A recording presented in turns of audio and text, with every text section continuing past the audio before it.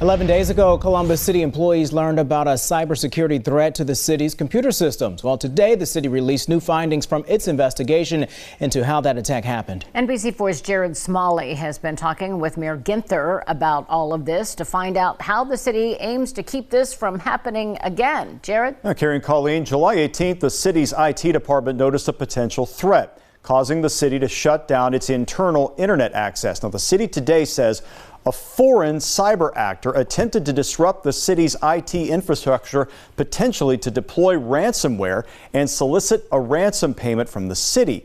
The city says its investigation continues into how much city data was accessed, and people whose personal data was potentially exposed may soon be contacted by the city. I spoke with Mayor Ginther today to get an update on the city's response to the attack. He says the FBI and Homeland Security were contacted and that the city was the victim of a crime.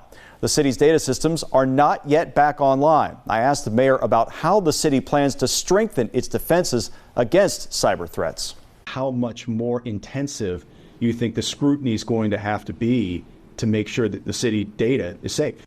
You're absolutely right. And as these threats evolve, right? You know, this is a very established operation working overseas, attacking organizations, and it just, I think, underscores how vigilant we have to be, as well as looking at and working with our partners at the FBI, Department of Homeland Security, and other experts about what are the trends they're seeing out there.